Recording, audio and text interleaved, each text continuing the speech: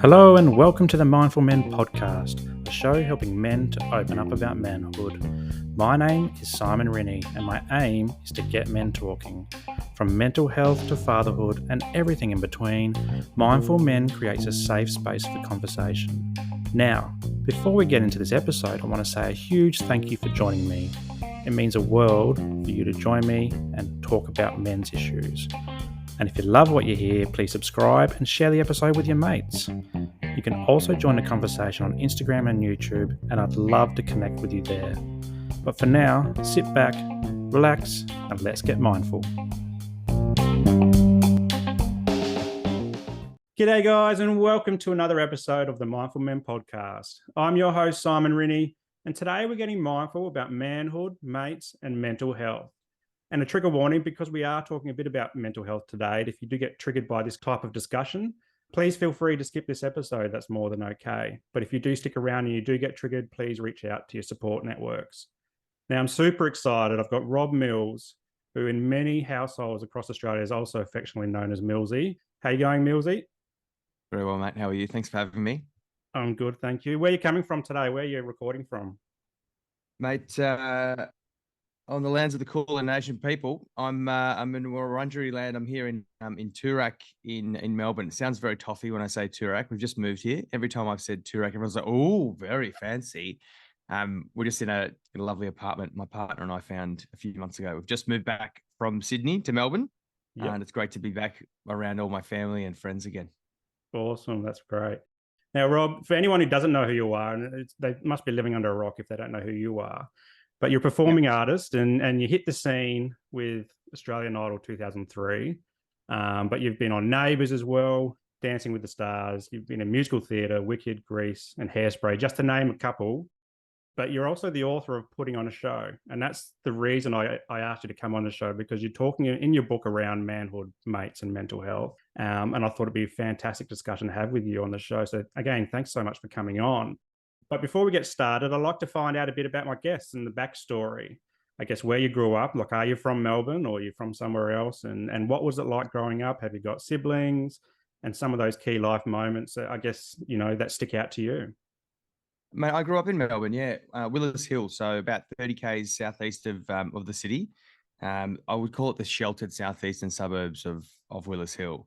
I've got two older brothers. We travelled around a little bit as kids. My dad had work in different sort of places. We moved to Adelaide when I was, I think, 2, and then we came back when I was 4. For a little while there, I thought I was South Australian, because when you're a kid, you just go, "Oh yeah, I came from South Australia, so I must have been born there." I was not. And then, yes, 2 older brothers. One actually, we all love music. Mum, dad, and my brothers both. So we all love music. My eldest brother was probably the one that put me on the trajectory of being a performer and a singer. Him and my mum would take me to karaoke when I was a kid in primary school. Years later, I would realize it was mum's escapism time from my father. They soon broke up soon after that. But yeah, mum taking me to karaoke was her escape, but also it was a way for me to get up and on stage. I think she really liked showcasing her talented son. But my eldest brother came home from work one day, and I talk about this in the book. It was a real pivotal moment in my life, where he came home from working at the pub the next day. I think he was working at Pete's Hut as well. And he's just absolutely careering up the court with this music playing. And I was like, what's that song? He goes, "Oh, that's a song I sang last night at the pub." It's like, "What?" It's like, yeah, I got up and sang with the band. So he was a glassy at the pub. So he used to pick up glasses and stuff at the Burvale Hotel. And he's like, "Yeah, I've been pestering the band and they've been hearing me singing, and they're like, why don't you just get up and sing a song?" So last night, I actually got up and did the song. So I thought that was the coolest thing that I'd ever heard in my life. And obviously, your older brother is quite often your idol when you're growing up, someone that you really look up to. So, and I love singing. We all love singing. So yeah, that sort of really put me on the path of like, well, he can do it. Maybe I can do it as well. Yeah. So yeah, grew up in Glen Waverley. My middle brother also loves music, but completely different tastes in music as well. More alternative kind of taste buds. And the other one was sort of more Aussie rock and pop music. dad and mum just really eclectic tastes as well. And yeah, I think we just had a really big breadth of music growing up, which sort of put me on the path to wanting to do it, singing choirs and in bands and all that sort of stuff. Yeah. So, what's some of the musical, I guess, influences in your younger days? What did you listen to on the radio? Or I'm assuming it was a cassette tape, or it was before the Oh, days of mate. CDs. Yeah, we had the radio going. If you're making, everyone knows that sound of the record and play button at the same time. Click. If you don't know what that sound is, you are way too young. The joys of trying to get the right timing for when the radio announcer would introduce your favorite song. Like, oh, gotta get. And they're doing the ninja roll out, but try to be really quiet so it doesn't hear you shuffling around in the background as well. Yeah, it was the best. But yeah, music, mate. Everything from as I said, Oz rock. Mum was into like Barbra Streisand and all musical theatre sort of tunes and Tina Arena, John Farnham, Beatles, Rolling Stones from my dad, and my stepdad has all as well had some really big influence on me musically as well. But yeah, Radiohead, Pearl Jam, Offspring, Foo Fighters, like everything from rock to pop to Backstreet Boys, NSYNC. Yeah, that's why I'm pretty wrapped at the moment. I'm about to join a show called And Juliet, which is all the pop songs of the last sort of 30 years by a guy called Max Martin. So I'm wrapped about that one, being able to sort of flex that pop Backstreet Boys muscle, Justin Timberlake kind of boy band sort of thing that's always been within me. It's interesting you say Backstreet Boys because I've noticed that they're making a comeback at other radio channels up here as well. So I'm wondering, what are we doing a bit of a loop back through the old discs as well? Mate, everything old is new again. I saw some kids walking around as goths last night. I was like, what the heck is this? Goths are back? Goth for a long time. Yeah, goths are back.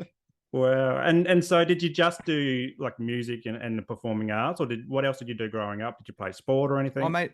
Yeah, I wanted to be a footy player when I was growing up. So that was my dream. I wanted to be Shane Crawford or Dermot Brereton. I'm a massive Hawthorn Hawks fan. But I played cricket, baseball, little aths, gymnastics, anything really that was physical and active. But footy was really my first love. Got to play pretty like rep football and got to train with the Oakley Chargers in under 18s. I thought maybe I'm a chance of getting drafted. Yeah. I was not. I injured my hamstring and never played a game for Oakley. But we did win out finally after 10 years of playing football. I won a premiership for the Mulgrave Lions in under 18s. It was one of my greatest sporting achievements. But yeah, always just wanted to play football, and I still love it now. It's one of my. We talk about blokes needing outlets of meditation, or some people like bushwalking, or which I also love as well. But some people like workshops, like the men's shed. But for me, it's there's nothing greater than running around kicking the footy. It's super meditative. Like see the ball, get the ball, handball, kick. Like a little bit of banter with the boys and the girls that come down. But yeah, there's something about that for me is the nothingness of kicking the footy is really, really, really calming and meditative for me. Yeah. So why Hawthorn? Why did you gravitate towards the Hawks? Oh, mate, when it's weird in my family. So most times in a family, your grandfather was that, and then your dad's that, and then so my grandfather is actually Essendon. My dad is Western Bulldogs, and my eldest brother came home from school one day and said to my dad, he goes, I don't want to back for the Bulldogs. They're not winning any games. I want to go for the Hawks. Obviously, it was peak 80s, and the Hawks were winning everything. So my dad's like, it's your choice. Go for your life. He's very progressive, my father. So he's like, this is the bed. This is the bed that if you made your bed, you got to lie in it. Turns out it was a good choice. The Hawks kept winning. And so then my middle brother started going for the Hawks, and then I did as well. So as I said, looking up to my older brothers all that time. So yeah, it worked out pretty well for us, especially the three-peat in the only a few years ago now. Yeah, nice. And I remember growing up playing footy myself. So I grew up in Adelaide, and before the Crows came on, my brother had this Hawthorn jersey, Darren Jarman's number on the back, and then we were pretty stoked when the Crows came on, and then a great Darren South came Australian. across. Yeah, a bit faster than his brother Andrew, but still both pretty good footy family as well. But you did the hamstring, and then you didn't play again. or you didn't play like professionally again. Like, yeah, talk us through that, Yeah, because it's the dream of young blokes in Australia to play footy, particularly where I grew up and when you grew up. Like, and what was it like to just go, I've got to pivot, I'm going to do something different now? So I played all through that year after I recovered from the preseason, but just played in club footy. I was working at a pub on Thursday nights, so I'd only train once a week instead of the 2 nights a week because I had a job. But I really loved working at that at the pub. I was just picking up glasses at a different pub, just as I said, following in the footsteps of my brother. But after we won the grand final that year, yeah, mate, it was a moment. I remember sitting down with my dad and saying, "Oh, I want to play seniors," or he's like, and my band had just started playing in pubs on the weekends. Like we were doing Thursday nights, Friday, Saturday, Sunday. He's like, look, if you get injured on a Saturday, it means you won't be able to do the gig that night, or you won't be able to do the gig on the Sundays. You know, he goes, what if you get punched in the face or in the jaw? During the grand final, I actually got Mm. a shoulder to the face. Couldn't close my jaw for about 2 months. Wow. Um, yeah, it was really weird. Like I was trying to eat, couldn't eat because couldn't close my mouth.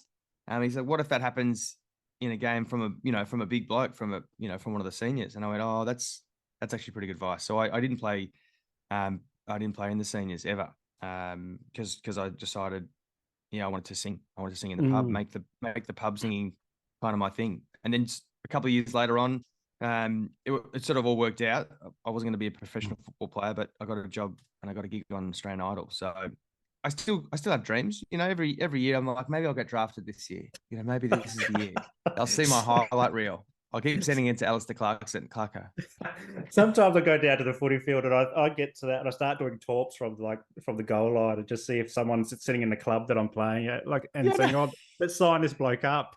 He's only good for it is talks, but that's about it. it's a weird fantasy that blokes have, isn't it? We'll get noticed. We'll definitely get noticed. Look at these passes. I'm just drilling these passes from 50 meters To nobody. to no one. To no one. Or your Just into the 5-year-old. yeah, Oh, just drilling him in the face. the other day I was down there with my 5-year-old, and he's like, 'cause we live in Queensland, so footy's not a huge thing up here, and like I've taken him out for the first time to kick a football around, and I'm just booting it over his head just to hope that someone sees me booting this thing. My kid's like, "What are you doing?" Yeah, you're like, you know what you're doing. I'm trying to get I'm trying to get drafted. You'll see one day, son. You'll One see. day, drafted Yeah. into the Masters, maybe. All right, Yeah. well, let's talk about the book, putting on a show, Manhood, Mates, and Mental Health. Why did you think it was necessary to write a book? Where did the inspiration come from? So during the lockdown, like so many people, I was affected by uh well, let's just say aloneness, like Hmm, isolation. Luckily, yeah. I did have my partner, um, but we were certainly not connecting as well as we possibly could. And then I lost two friends within a couple of weeks to cancer, and couldn't get to both funerals. One of them I drove all the way to Sydney and was turned back, and another Mm, one just due to numbers and COVID restrictions, couldn't get to that one. And I started drinking with some friends as soon as the lockdowns were over, and I realized, oh, it was really good to catch up with friends, but the alcohol, I felt worse. I enjoyed the catch ups, but I didn't really have any conversations about the grief possibly that I was going through, or the lack of, yeah, I hadn't really processed that grief. And grief obviously comes in waves and everyone deals with it in different ways, but the alcohol just made me feel worse. So I wrote about that. I wrote about how I was feeling at the time, and mentioned, of course, Hello Sunday Morning, which is a social change mm, movement about dealing with drinking and alcohol and addiction, I suppose, and also celebrating the people who are out using their time to the best of their ability on the weekends. I really like it. Chris Rain started that a few years ago. Um, anyway, I wrote about that. Wrote about Daybreak, the app that they created, and it got picked up by the newspapers, and I think it really resonated with a lot of blokes out there. That was the feedback that I was getting. It was like, I'm also feeling the same. Like this mm, drinking, this. I mean, obviously, I don't think everyone was grieving the loss of friends, but they probably were grieving in a way just the lack of connection with their mm. friends and family. So I think it really resonated. And then publisher reached out to me and said, "Would you be interested in writing some more about this sort of stuff?" And I've always had this fascination with identity identity of the country of Australia, how I feel like we are in our adolescence in this country. But that felt like too big of a topic to really tackle, Australia's identity. Well, we just haven't quite worked it out. We were on a really good path through the 70s and 80s and really finding ourselves as a country. And then we sort of just let it go. We sort of just, we let our Uncle Sam sort of probably take over too much influence over us instead of finding ourselves. In your 20s, you sort of, you're looking for your influences and you find yourself. We sort of let that go for some reason. I don't know why, whether it's the governments that we've had in place, or anyway, I could go on and on about that. But I thought, why don't I tackle what I think it is to be an Aussie man, the identity of blokes in general. And I realized the archetypes that we had back in the day of the 70s, the 80s, you had the Jackie Howe wearing sheep shearing bloke, you had the beach blonde Bondi surfer guy, you had the yuppie throughout the 90s. They were sort of really distinct archetypes. And then I was like, who are they now? Like I don't really identify with any of those. I mean, I'm a footy playing musical theatre guy who likes gaming. There's always a strange Venn diagram of things that I like that somehow connect. Yeah, so I wanted to find out who that is, who that bloke is, and what is mateship and how important it is that this Anzac spirit. And so I decided to interview a bunch of people that I had met over the journey, and some people that I sort of had seen on the news or looked up to and read their books. And I was like, oh, I'll just reach out and see who says yes. And I was really lucky that majority of the people just said, yeah, I'd love to talk about this stuff. So Dr. Pat McGorry, Professor Jane Perkis, I learned a lot about this new boy project that she's working on, which is trying to find all the data from all these men's health charities and finding out what works, and then hopefully turning into like a national system of, these are the things that actually work. Let's implement them on a daily basis. Also, a guy called Zach Seidler, who's, I should say Dr. Zach Seidler, who's head psych at Movember, who's really good at tackling, similar to you, mate, like where men and women, and I'm generalizing here, absolutely, we look at the world a little bit differently. So one way of teaching someone about psychology and their problems is completely different to the other sex. So I think Zach's trying to work out why that is and how best to tackle it for blokes, like yourself. He had some really interesting things to say throughout the book. Tommy Harkin, who does these incredible workshops for young boys, empowering workshops called Tomorrow Man. Tyson Yunkaporta, who he wrote a book called Sand Talk, which I really, really loved. It really resonated with me, and I hope your listeners will enjoy his book Sand Talk. I thought that even the chat with him went off topic a bit and went into this chat about incels, which is involuntary celibate men. And I'm like, oh my gosh. Anyway, that's definitely worth looking up in the book as well. It's a really fascinating topic for men who feel like they're not being heard, that they can actually go really far and really aggressive and down that path. Definitely worth looking at. And yeah, just a bunch of awesome humans like, Jamila Rizmi. And anyway, I won't rattle off all the people, but it was super fascinating to unpack a lot of things and a lot of thoughts from a lot of different people, and then reflect on it myself. I think the point of the book for me was always, how do I get the listener or the reader to learn along with me? Similar to Lee Sales' Any Ordinary Day, where she interviews all these people and she's self-reflecting. Basically, the whole point of the book is, how do I get more people to self-reflect?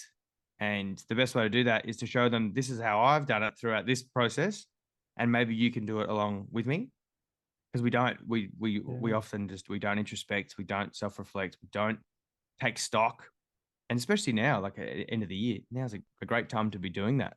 And hopefully, this is the kind of book that sort of can help champion that sort of thing for you. Yeah. So where did you start? What was the starting point of what you thought was an Aussie bloke when you first, I guess, put pen to paper? What was your framework to look at? I suppose you look at your own dad, and you look at your own grandfather or your stepdad. You look at the people who have influenced you. And I realized, oh, my dad's really not Ocker. And that, like, in my mind, there is this Ocker kind of Aussie bloke. I'm like, oh, my dad's not that at all. Nor was my stepdad. In fact, never once in my whole life have I ever heard my dad say, geez, look at the tits on that. Or my stepdad say, well, she's all right, son. Like, never. Like, he's always been so kind, and without even saying it, he's an equalitarian. You know, we talk very openly and honestly and fondly of women, but never in a derogatory manner, never in a sexist tone. And I always thought, oh, how lucky am I to have had men like that in my life? Whereas I think a lot of men don't have that. They have a bit of the ochre kind of bloke to look up to, and that's their only example of men. So there was that. Footy coaches and teachers and also just archetypes, as I said, that you know and love from your 70s and 80s and from television, really. I was picturing that moment when you're sitting down drinking with mates after COVID, and Dan Andrews has finally let you get on the beers. on the beers, yeah, get on the beers. And so like it was a moment like COVID accelerated a whole bunch of mental health discussions and also like reflective discussions and conversations about who we are as people, and particularly men. I often have found myself drinking with mates, and you're just talking about superficial stuff. You're not really going any deeper about who we are, how we're feeling as well. We're talking about the footy. We're talking about girls in the bar or whatever. Maybe how work shit. Maybe how the family's struggling or whatever. But we don't go. You know what? I've had suicidal ideation this week, or maybe I don't really connect with this Aussie bloke culture or this hooliganism that you often associate with being an Aussie, and so many guys I think from COVID, I guess, and women as well. So many people got the inspiration to start reflecting inwards. It gave us the time to do it essentially, and a lot of people actually were drinking from home and drinking on the couch. I was one of them, like drinking on the couch because you were bored, had nothing else to do, but you start to go, is this really me? Is this who I am? Is this what I want to be? Is this where I want to go? Is this how I want my son to see me? I've got a 5-year-old son. Do I want him to see me doing this? And do I want him to grow up doing this? Or do I want him to discover who he is as well? And so going through the book and having all these discussions, did you like identify all these other eclectic types of what it means to be an Aussie bloke? And did you connect with more with them than say the stereotypical ochre bogan style Aussie bloke? Yeah, I think I'm all things, and I know that's my personality type. But I think I just, as you say, using that time to self-reflect and introspect does help you work out who you are as a person. And I'm for the people that did the work, I think they really thrived throughout the last couple of years. As you said, they tried to set good examples for their kids. They tried to, or for a lot of them, they actually got more time with their children for the first time in a very long time. They realized the importance of work, family, play balance. Like usually it was just work. I have to work to put money on the table to feed the kids, and that's I'll just be the provider, that kind of way. I think, for a lot of people, it was really eye-opening to work out what was most important for them in their life. And for me, it was, I needed to perform. I really love it. I miss doing it. And as a bloke, I don't know. I don't quite know how to answer that question. Like, I think I did work out who I was, like, just because of the work. I mean, I think I talk about it at the end of the book. I'm not saying go and write a book to find out who you are, but definitely do some work with your psyche, or go for some long walks with it was the walks with my partner and the walks with mates, definitely, that helped. Gives you nothing but time to think. And as you're saying before, at the pub, where you're distracted by the people in the bar or what's happening on the television or the footy, or it is kind of surface. When you're out in a bushwalk, there is nothing but you and your thoughts, or you and your mate. And after like an hour of small talk, it's nothing but real chat, and that's where you really connect. I think what I'm hoping is that people can start to realize that's actually where you develop those really great friendships. It's when you say all the real things, look, let's call it vulnerable. I know Tommy Harkin in the book talks about blokes scared of the word vulnerability. So let's change it to openness. It's when we're open with each other, that's when we actually connect.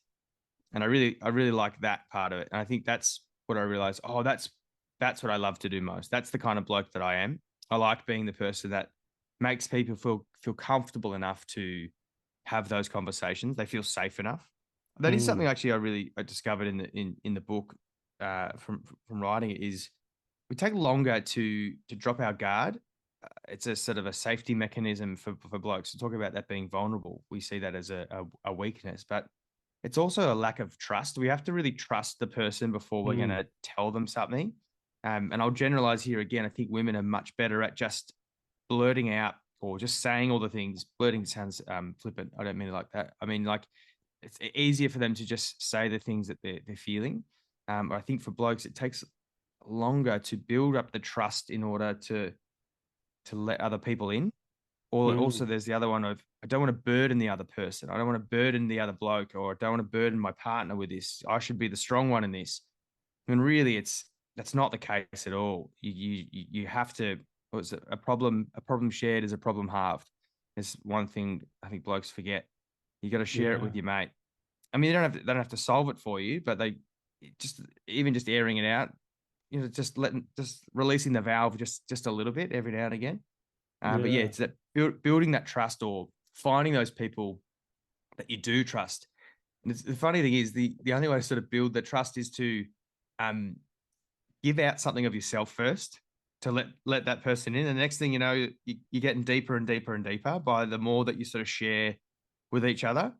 And it's the sharing of, I'm not even saying secrets, but it's just of real things about Mm. yourself is the thing that actually connects you more with the person. I think, yeah, that's the thing I did learn is I think I sort of already knew it instinctively, but I like doing that. I like creating a safe space for people to have those chats. And for some people, it's really difficult. Mm. You might not be that person in your friendship group that does that. Um, but if you do notice someone that needs that person, help them find that person.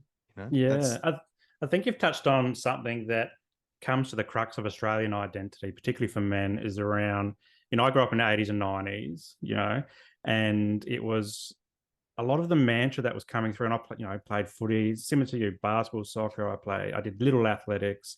A lot of men. I had three brothers in the household, plus dad as well. And the mantra around during that time was boys don't cry, men because men don't cry. And yeah, like you get hit on the footy field, you pick yourself up, you brush yourself off. You get home and your older brother's watching Die Hard or the Terminator. Terminator 2 was at that time, and great Terminator films, 1. great Great films. films, but also like it just reinforced that I guess a stereotype for men that we might get shot, we might get stabbed or something, we might get smacked around on the footy field, but to be a man was to soldier on essentially. And I think for Yeah, be stoic. many guys, and myself included, just bottled it all up and didn't know how to express it because we didn't talk about mental health back then either. Like it wasn't even in the dictionary, I don't think.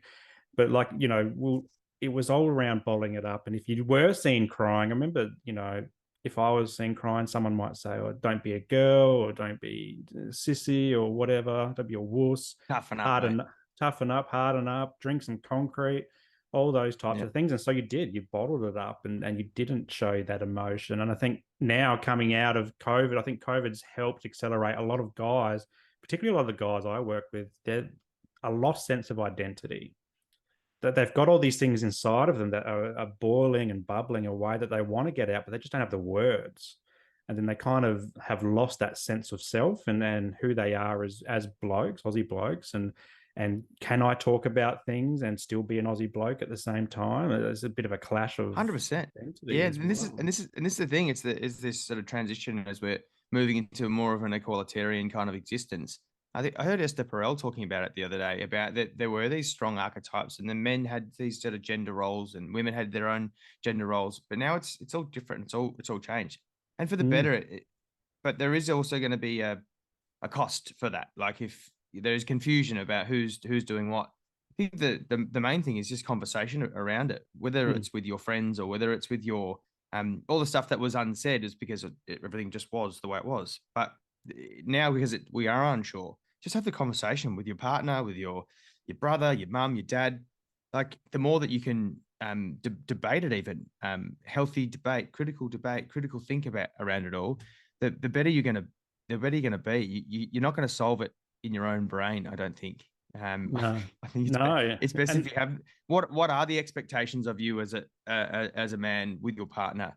mm, What are the expectations of you in what's your role in the family, or what's your role, as I said, as a father, or just as a husband?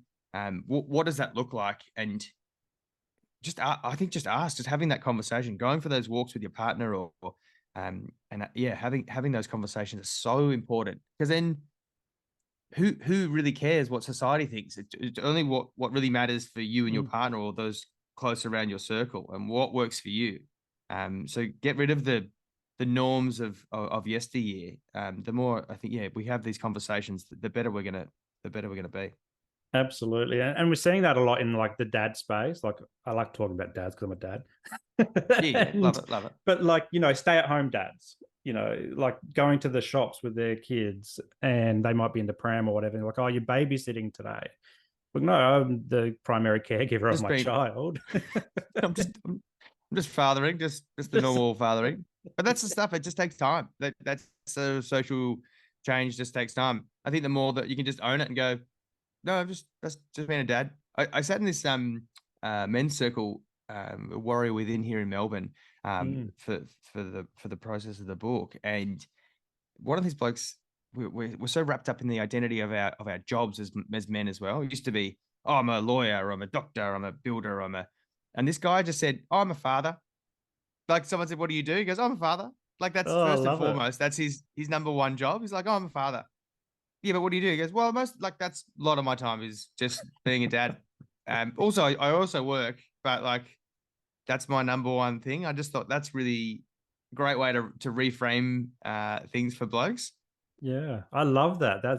You don't hear that very often. Yeah, you hear Yeah, about the job title. And yeah, I love that. That's really good. And it's all around language. It's all around discussions, communication as well. Just as you said, like feeling the trust in somebody else or developing the trust, and just start the conversation. Because the first time, like, I mean, I talk a lot about mental health on the podcast is because of my own journey. But the first time I went into the doctors was 10 years ago. The first time I went to mm, the GP and said, I think I've got a mental health issue. And then we could trace it back over a 30-year period eventually. And that first conversation was really hard. But now I'm at the point where I feel rubbish, and I'll just go to the doctor or the psych or a counselor or whoever and just talk about stuff. And now I've got a bloody podcast where I talk about it all the time, and yeah, it gets easier every time. But I think so many guys are just they're shut up shop because they haven't learned how to communicate it. And unfortunately, like the other side of the coin for that is, higher rates for suicide for men. We're 75% more deaths by suicide yeah, are male. And also, I think this is a uniquely entwined statistic as well. It's around 75% of victims of family domestic violence report the male as being the perpetrator. So what these yeah. two tell me is that we just really struggle to open up and do it in a healthy way. And it can come out as violence or to ourselves or to other people. So conversations are hugely important, just to unburden yourself and stop trying to outthink it, because we can never outthink. Our brains like to trip us up all the time. So Oh yeah, yeah, yeah. It is strange. It's the sort of the brain always goes just a weird self-preservation. We don't want to feel the hurt, or we don't want to feel guilt. We don't want to feel shame. So we mm, just push it into something else. A lot of things I learned as well was around guilt and shame, for blokes, and that's what it can be bottled up and turn mm, into anger. If you're not doing, because anger is actually a really effective emotion, right? mm, Certain times you're gonna need it, but it's just working out when you actually do need that.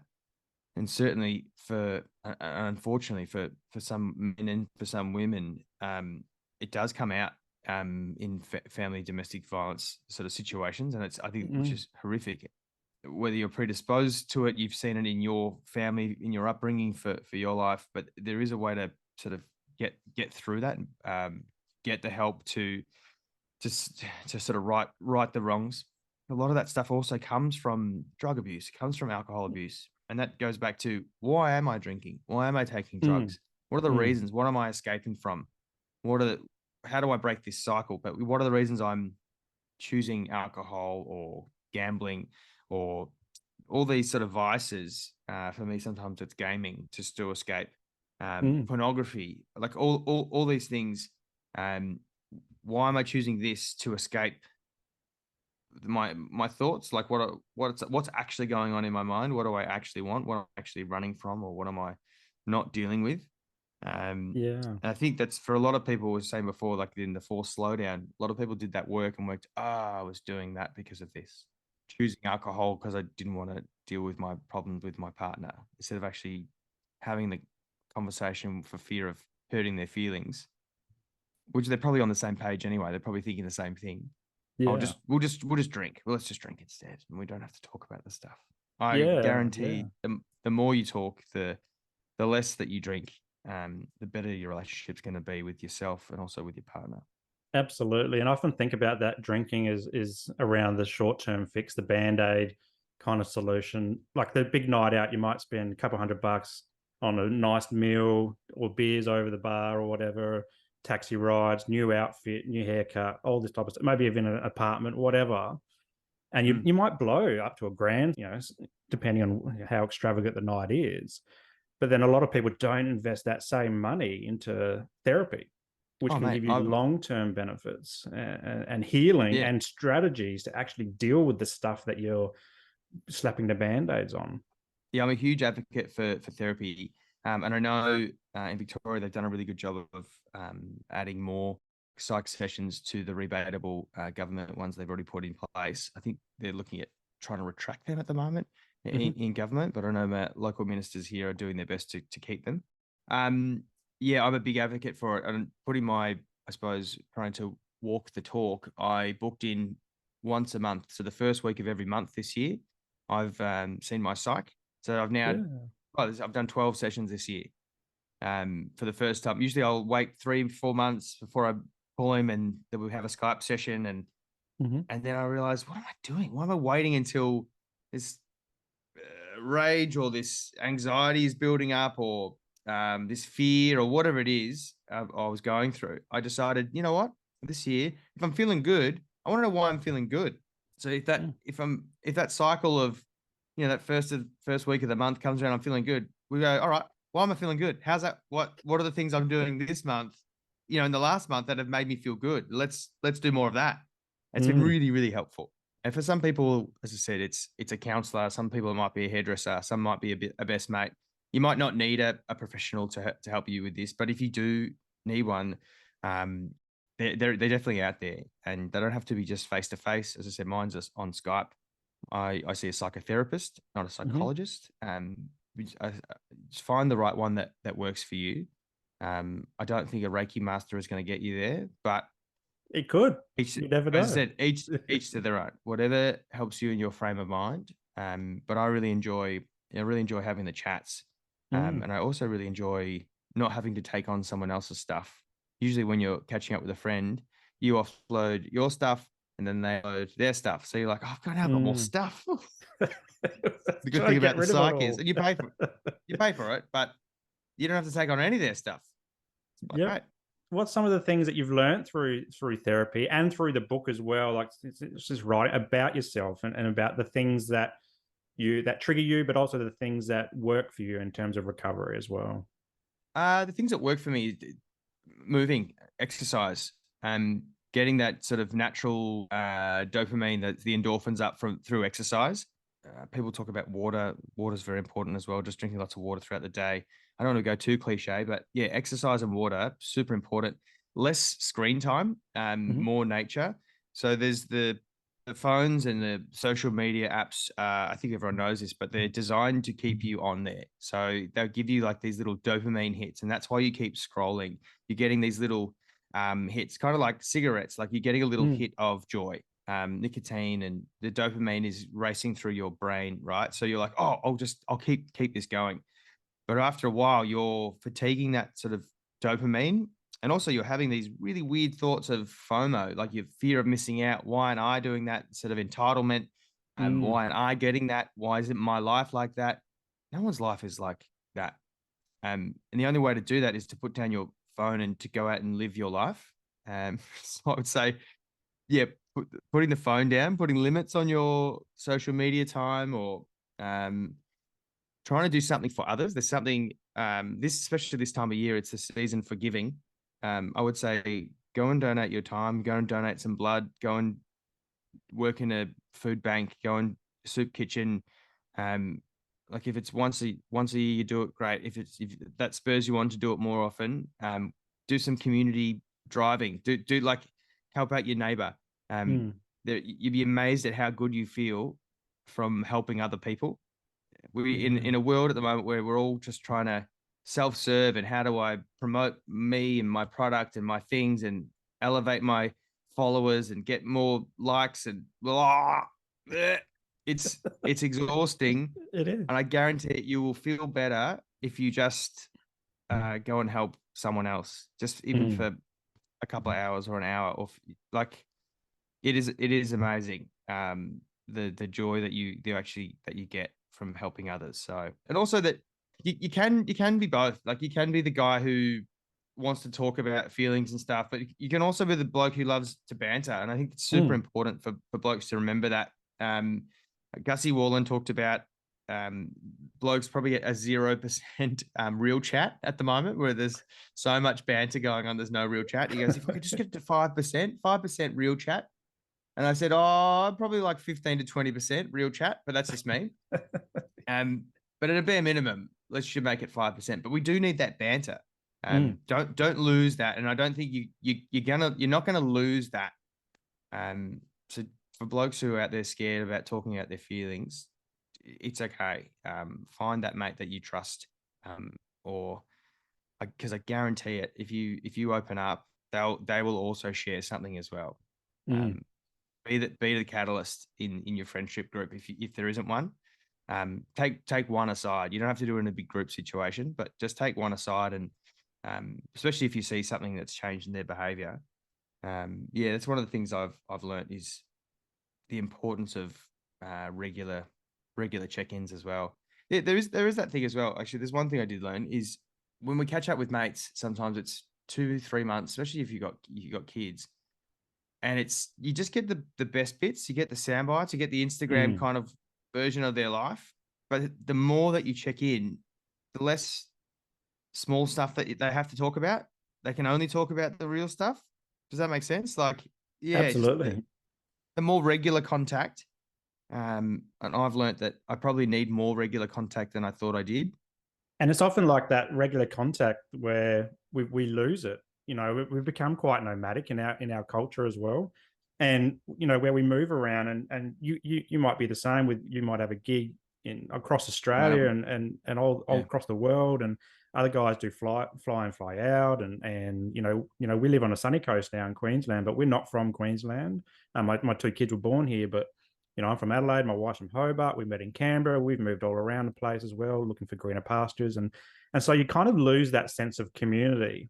And it might be longer between drinks with your mates that you actually do catch up with them as well. So I wanted to touch on what mateship means for you as well. You touch on this in the book as well, but like, how important is it to have a group of mates, or even just one mate that you can talk to? Like, and particularly for you, like, how important is mates and friendship for you?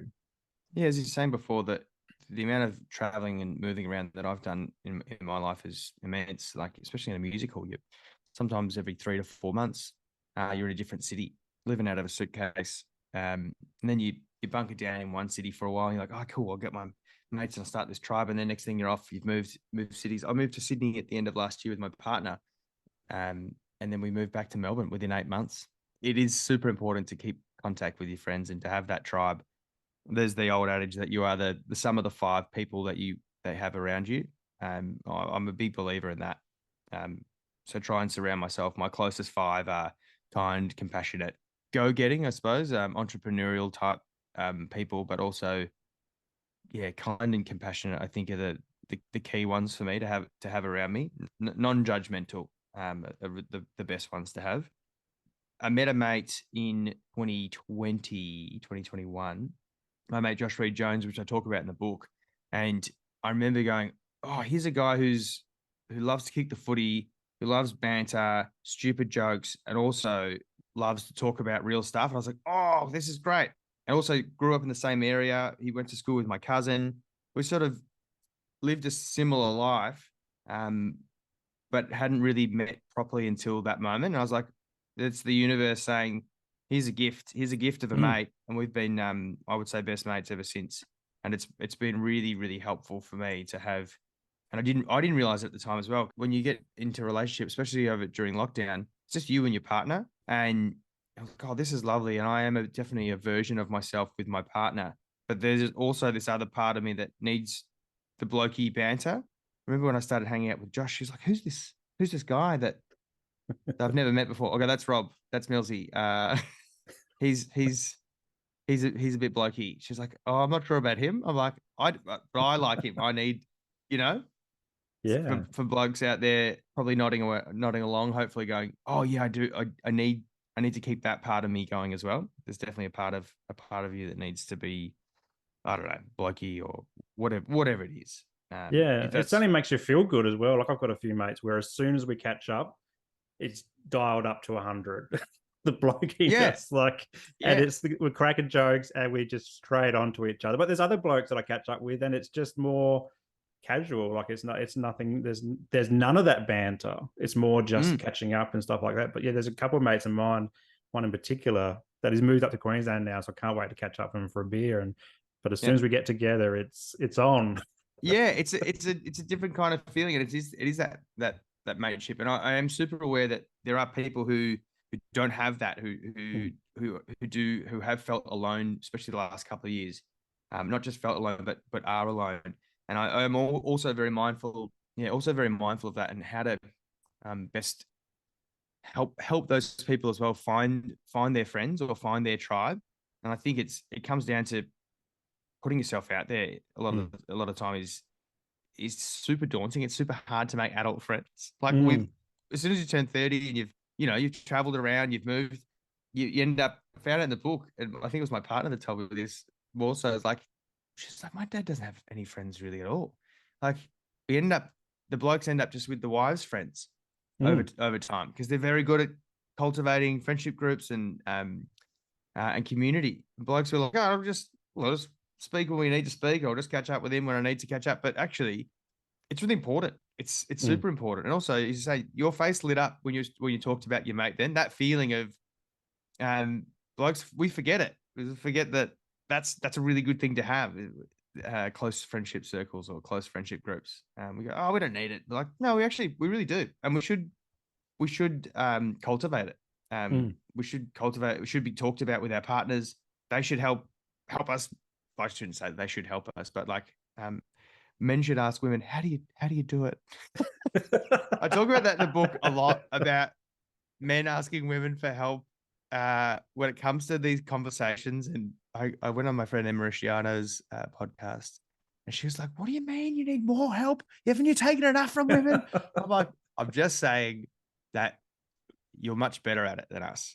Yeah. And it would be great if you could just help us out a little bit in how to build better friendships and how to have deeper, more meaningful conversations. Instead of yelling at us and telling us that we're rubbish at it, please help us. Please just show us your ways. Yeah, I think it's super important for blokes to have those friendships, and I've learned that I need it, and also to make time for them. I think for blokes, we don't make a lot of time for ourselves. We make time for the family, for our partner. I talked to my brother the other day, and he said one of his mates plays golf every Sunday morning, and there are all these blokes going, oh, how do you manage that? How'd you get out of? And he just said, my wife realizes that this is really important for me.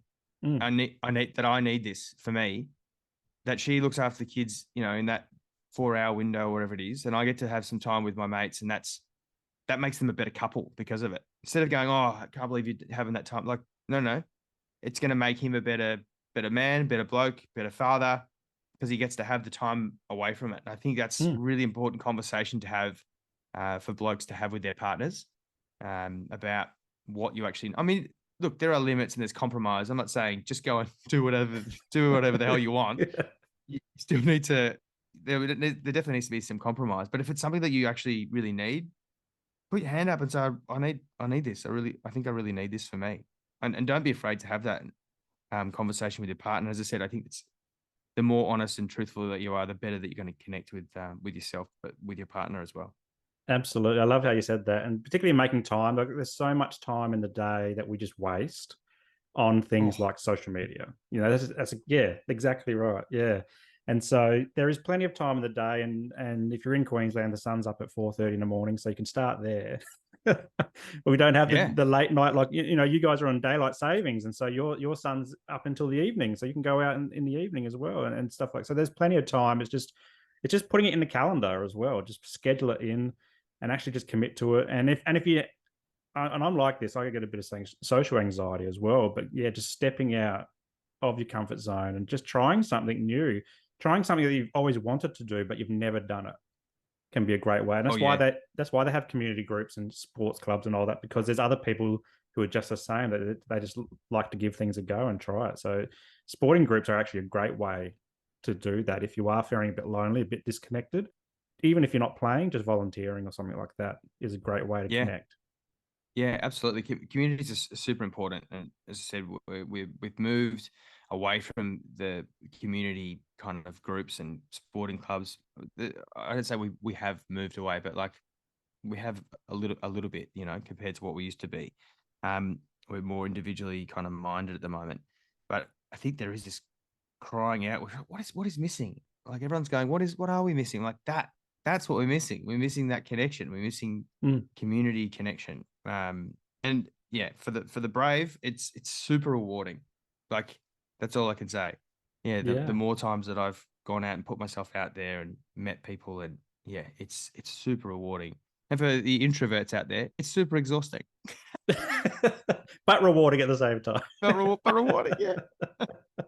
And it circles around to improve mental health, improve less feeling of loneliness, other outlets to release some of the stuff and in healthy ways, but also opening our eyes to new perspectives of the world. And that's why I love to have men and women on the show to share their stories, because men, we need different perspectives about life. We can't just assume that we can only hear about man stuff from a man. Like females are good, and our kids are good. Like I've had Gus on the show, my son Gus, just hearing from a kid's perspective what life means to him and what he's interested in, all that type of stuff. Our kids and our partners and the broader community, even different cultures as well. It's not just European Anglo-Saxon culture. Like it's our indigenous culture, it's Eastern and other cultures, and it's just, that's where we can really grow as men, is just embracing all this stuff and going, okay, this is what I like, this is what I don't like, this is how I can grow, this is how I'm not showing up how I want to, and just go inwards and start reflecting inwards to then grow into that man that we've always wanted to be, and that we know that we can be, but we often just live Yeah. on autopilot. So 100%. And this what like I think the arts does that really well. Like I'll classify this podcast as being part of the arts, conversations around just connectedness, as a medium. People just listening to this conversation or reading books, fiction or non-fiction, just to try and learn more. Like not just get the dopamine hit from a 15-second video. Yeah. You was talking about Indigenous culture. I highly recommend, I think I said before, but Tyson Young Porter's book, Sand Talk. Really, really great book if you want to learn more about Indigenous culture and how we can implement those sort of things in our Western society. There's really beautiful interviews that he did with people and really great understanding. I was like, oh, this is excellent. It's a fantastic book. I'll find the link and put it in the show notes so that people can, click on it and purchase it if they want to check it out. Rob, I've really enjoyed this discussion. It's been really insightful into your journey, but also, things around masculinity and mateship and mental health. I really appreciate your time. Thinking about, I guess, what's coming up for you. What's happening for you in 2023? We're recording this in December 2022. So have you got some big things on the cards, things that you're okay to share? And also, where can we get your book as well? Oh, yeah, okay. The book should be at all good and bad bookstores. There should be, I think you can find it on Amazon, Booktopia. It's on Audible. It's on a bunch of different streaming services as well that you can listen to the book. I did there's a couple of extra bits I sort of added throughout reading the book. When you're reading it out loud, you're like, oh, I'll just say that a bit different. Or, yeah, my mate listened to it the other day. He goes, I could tell when you went off script. So I was like, oh, that's good. I only do a little bit, but some of it just needed a bit more of a thought bubble at the end of some of the sentences. You can find the book there. It's called Putting on a Show, and also I'll be putting on a show. I'm doing And Juliet. I'm playing William Shakespeare in a brand new musical, a sort of a retelling of Romeo and Juliet, which I'm really looking forward to. It's this sort of William Shakespeare wanting to write this beautiful tragedy, and his wife saying, "What if she doesn't kill herself at the end, though? You know, because they just met, and what if she just doesn't and goes off and meets the actual real love of her life?"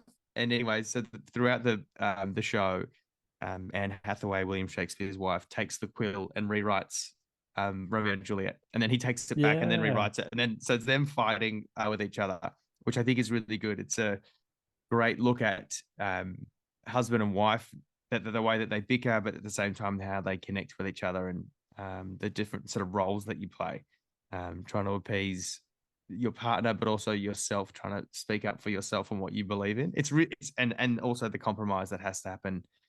So I think it's really good, but also the songs are incredible as well. All the pop songs from the last 30 years from Max Martin. So there's that, and hopefully more interviews and with more amazing people. I've thoroughly enjoyed just having the chats, learning same with yourself, just learning more about people and how we can, I don't know, keep paving the road to progressiveness for blokes. Yeah, I love it. I love it. And where's the best place to find you if people want to see more of your work? We connected on Instagram. Is that the best place for you? You got a website as well? Yeah. You'll find me at Rob Millsy Mills on Instagram and also Facebook. Also, I'm signing copies. If anyone ever wants a copy of the book, I can. Yeah, I've been sending them out. I've set up a PayPal account. I feel like a business owner, where I do like personal messages for people for the book. So yeah, it's great. Awesome, wonderful. Now, last question I like to ask every one of my guests is to plug something that makes you feel good. It's kind of like a pay it forward thing. It doesn't have to be anything to do with what we talked about today, but just something that you can plug something so that maybe our audience can go, yeah, I want to check that out for myself. Oh, okay. I already said Tyson Younger Porter's book. I will say there's two things. I would say check out my friend Josh Reed Jones's charity, Just Be Nice. And then I'll also say my friend Ben Abraham, who I think is an excellent singer-songwriter in Australia. He is very much unknown, but also incredibly gifted in the music circles. He is definitely well known. He wrote Brang for Kesha. He wrote a bunch of stuff for Ben Platt. He is in Australia at the moment doing some Christmas shows. But yeah, he is. I think he's actually going to perform on Carols by Candlelight this year. Finally, cool. He usually he turns the pages for John Foreman, but this year, after years of campaigning, I've got him there to sing this year. So I'm very excited. He is, he's one of the great singer songwriters in this. I mentioned him in the book as well. He's an incredible young man. Awesome. Love it. Well, Rob, thanks again for your time. I really appreciate it. And all the best for the holiday period. Hopefully see you on the telly. I'm sure we'll see you on the TV. Are you doing any of the Carols by Candlelights or anything like that? Yeah, I'll be doing Carols by Candlelight. I'm in a few sections. I do the kids section. I think I'm hanging out with Santa again, which is exciting. I do love hanging out with Santa. And then also with my friend Bobby Fox. So I can't wait for that. Awesome. Thanks, Rob. Really appreciate it. Thanks, mate.